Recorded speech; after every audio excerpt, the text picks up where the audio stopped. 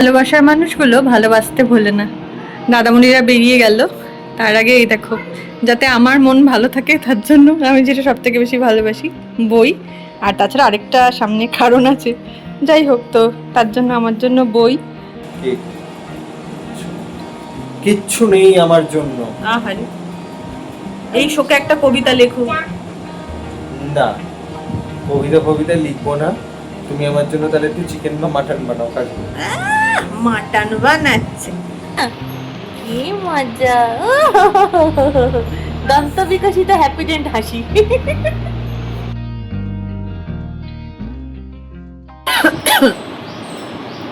কাস্তে কাস্তে good morning everyone, welcome to Rai hi, welcome to our new blog.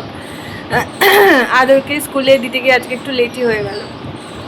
আদরে একটু এমার্জেন্সি সিচুয়েশন হয়ে গেছিলো সময়ে, তাই একটুখানি ওয়াশ করতে একটু লেট হয়ে গেল। তারপর সব থেকে বড় সমস্যা এটা এখন যেটা রানাঘাটে দাঁড়িয়েছে, ওয়ান ওয়ে করে দিয়েছে। একে ছোট শহর, ওয়ান ওয়ে করে দেওয়ার পরে যেটা সমস্যা, মানে আমাদের যেটা সমস্যা হয়েছে, এমনিতে হয়তো রাস্তাঘাট অনেক বেশি মানে ঘিঞ্জিটা কমবে হয়তো, কিন্তু আমাদের মতো মানুষদের যেটা সমস্যা হয়েছে, টুকটুক পাওয়া যাচ্ছে না সময়। আধ ঘন্টা আগে বেরিয়েও টুকটুক পাইনি, লেট হয়ে প্রায় 5 মিনিট মতো লেটে পৌঁছেছি। যাই হোক, স্কুলে তখন অ্যাসেম্বলি যা শুরু হচ্ছিল, ঢুকিয়ে নিয়েছে। এবার যাওয়ার সময় তো অনেকটাই আগে বেরোতে হবে, এতে মানে আমাদের আরও কষ্ট, যারা আমরা মানে একটু দূরত্বে যাতায়াত করি টুকটুক নিয়ে, তাদের জন্য খুব কষ্ট। কিন্তু ওই যে কিছু করার নেই, আমরা সবাই না পরিস্থিতির শিকার, কিচ্ছু করার নেই, পরিস্থিতি যেমনভাবে চলবে। মানে আমি একটা জিনিস জীবন থেকে বুঝেছি, নিজেকে জলের মতো তৈরি করো। হ্যাঁ, জীবনের বাঘ যেদিকে ঘুরবে জাস্ট বয়ে যাও, অ্যান্ড অল। অত ভাবার দরকার নেই কোথায় যাচ্ছি, কি করছি। ঠিক আছে, চলো, ওকে, আমি পারবো। তো লেট হয়ে গেল আজকে, কিছু করার নেই। মানে এই যতদিন থেকে আমি ওকে স্কুলে দিয়েছি, ইনফ্যাক্ট আমি আমার লাইফেও কোনো দিন স্কুল বা কোথাও লেট হইনি, কোনো দিন না, লেট হইনি। তো আজকে প্রথম লেট হলে আমার কীরকম একটা লাগছে, মানে লেট হয়ে গেল। ঠিক আছে, পরের দিন থেকে আশা করি এই জিনিসটা হবে না, আরও আগে বেরোবো। আর অনুপ আপাতত ঠিক আছে। কালকে একটা সিনেমা দেখার পর বেটা হেভি ইন্সপিরেশন পেয়েছে।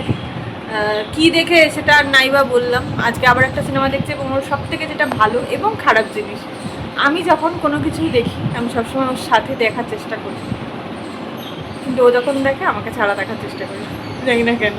মানে আমি স্কুলে গিয়েছি, ও সেই সময় সিনেমা দেখতে শুরু করে দিয়েছে। ভালো, ও একা থাকতে ভালোবাসে, গুড, আমার তাতে অসুবিধা নেই।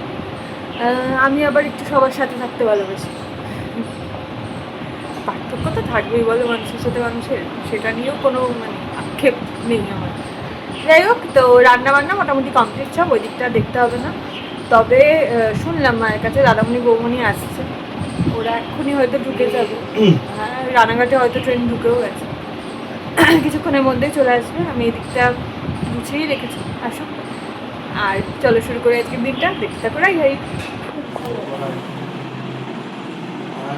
মানে কপালে মুগন্তি আছে, নাহলে তাও বাবা আগে হয়েছে, ভালো হয়েছে।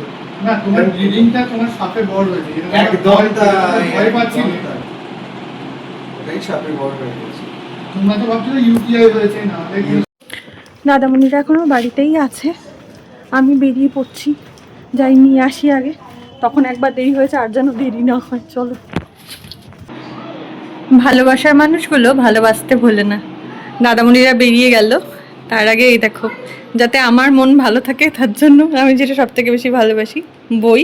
আর তাছাড়া আরেকটা সামনে কারণ আছে, যাই হোক, তো তার জন্য আমার জন্য বই আর 2 কৌটো ভর্তি ড্রাই ফ্রুটস, আর আদরের জন্য মিয়া আমরের প্যাকেট, মিষ্টির প্যাকেট, আর ফলে বোঝাই পাগল লোকজন।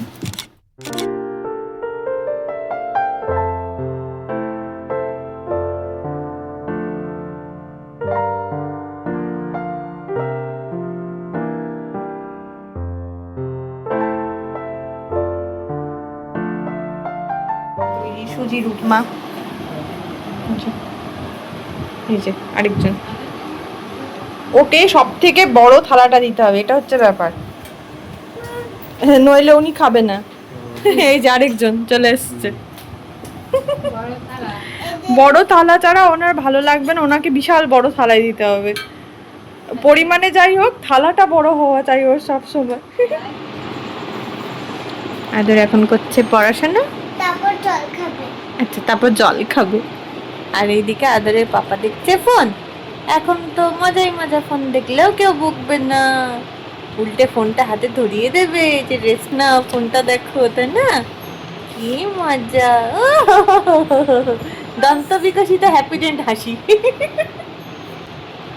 হ্যাঁ, হ্যাপি ডেন্টের অ্যাড করাতে আমাকে নিয়ে যাবে আমার দাঁত। তা ঠিক, তোমার দাঁতগুলো খুব সুন্দর, একটু দেখিয়ে দাও তো সবাইকে কি করে।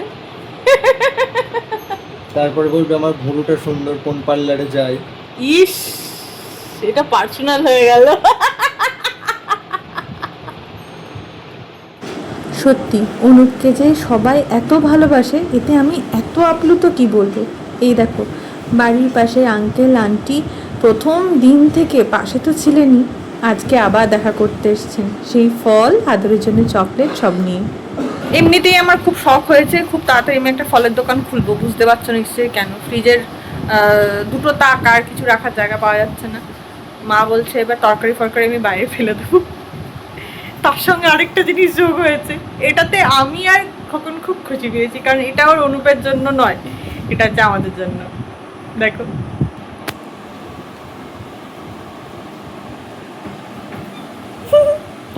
এটা দাদামণির সৌজন্য হয়েছে। মিও আমরিটা তুলে আনলেই পারতো বেটা। আমায় কেক দিল না। তোমায় কেক দেবেও না কেউ। ওরা আমায় সমস্ত মিষ্টির থেকে বঞ্চিত করেছে। সার্জারির পরে কে মিষ্টি খায়? আমি জানি তোমার সুগার লেভেল খুব লো, তাই বলে তোমার মিষ্টিকে সুগার লেভেল বাড়িয়ে নিতে হবে না। শুধু সার্জারির এই দোহাই দিয়ে আমায় এখন দাদামণির আনা কি সুন্দর ছানার কেক, কি সুন্দর কালাকাঁদ, আর কত সুন্দর মিয়ামরির কেক, কিচ্ছু নেই আমার জন্য। আহারে, এই শোকে একটা কবিতা লেখো। না, কবিতা লিখবো না। তুমি আমার জন্য তাহলে একটু চিকেন বা মাটন বানাও, কাজ করে।